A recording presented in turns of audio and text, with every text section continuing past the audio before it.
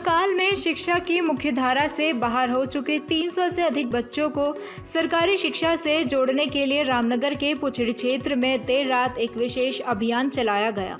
कोसी नदी के किनारे सैकड़ों की संख्या में मजदूर परिवार रहते हैं। कोरोना काल में उसके बाद पिछले साल अक्टूबर में आई बाढ़ के कारण इन परिवारों के सैकड़ों बच्चे स्कूली शिक्षा से वंचित हो गए, जिसके बाद रचनात्मक शिक्षक मंडल उत्तराखंड की ओर से इन बच्चों को शिक्षा की मुख्यधारा से जोड़ने के लिए नवंबर में इस क्षेत्र में 2 सायंकालीन स्कूल खोले गए। सावित्रीबाई फुले, ज्योतिबा फुले सायंकालीन स्कूलों से वर्तमान में इस समय क्षेत्र के 350 से अधिक बच्चे जुड़ चुके हैं। जनसहयोग से चल रहे इन स्कूलों में 5 स्थानीय युवाओं की ओर से बच्चों को निःशुल्क अध्यापन कार्य करवाया जा रहा है। वहीं अभियान संयोजक नवेंदु मटपाल के अनुसार देर रात तक चले इस अभियान के दौरान अभिभावकों को शिक्षा के महत्व को समझाने के साथ साथ सरकारी स्कूलों में मिलने वाली सभी सुविधाओं से उनको अवगत कराया गया। इस दौरान अभिभावकों ने जन जागरूकता अभियान चला रही टीम को आश्वस्त किया कि इस क्षेत्र के सभी बच्चों को अवश्य ही स्कूल भेजा जाएगा।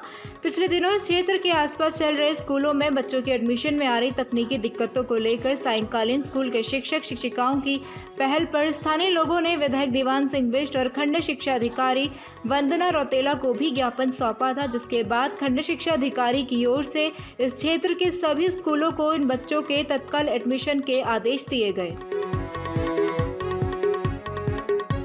किनारे बड़ी संख्या में मजदूर परिवार रहते हैं, सैकड़ों की संख्या में। उनके बच्चे लगभग 300 से ज़्यादा बच्चे कोरोना काल में शिक्षा की मुख्य धारा से वंचित हो गए और इसको लेकर के फिर हमने सघन अभियान चलाया। कल रात हमने उस क्षेत्र में वहाँ के नागरिकों से व्यापक संपर्क किया और उनको इस बात के लिए प्रेरित किया कि वो अपने बच्चों को सरकारी स्कूल में भेजें। अभिभावक इस बात के लिए सहमत हो गए हैं।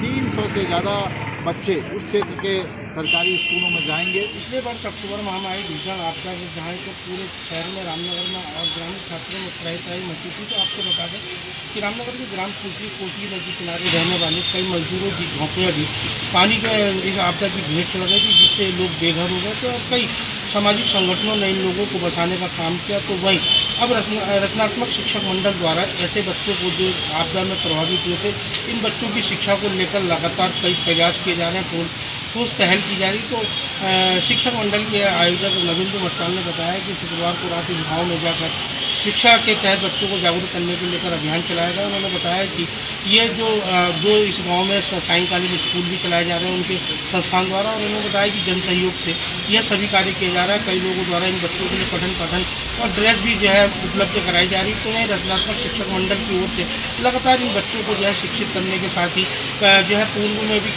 खाद्य सामग्री और वस्त्रों का वितरण भी किया गया। कई त्यौहार भी इन बच्चों के बीच बैठकर मनाए गए। तो आयोजक नवेंदु मटपाल ने बताया कि शुक्रवार की रात को करीब 300 ऐसे बच्चे हैं कि इनको स्कूल भेजने का उनका लक्ष्य है, और उन्होंने घरों घरों में जाकर जो बच्चे पीड़ित थे उनके परिवारों से बातचीत कर इन बच्चों को सभी को स्कूल भेजने की एक मुहिम चला रखी है, और इस मुहिम की जो है नगर में जगह जगह पर प्रशंसा भी की जा रही है। रामनगर से राजीव अग्रवाल के साथ कैमरामैन बंटी अरोड़ा, न्यूज़ 31 उत्तराखंड।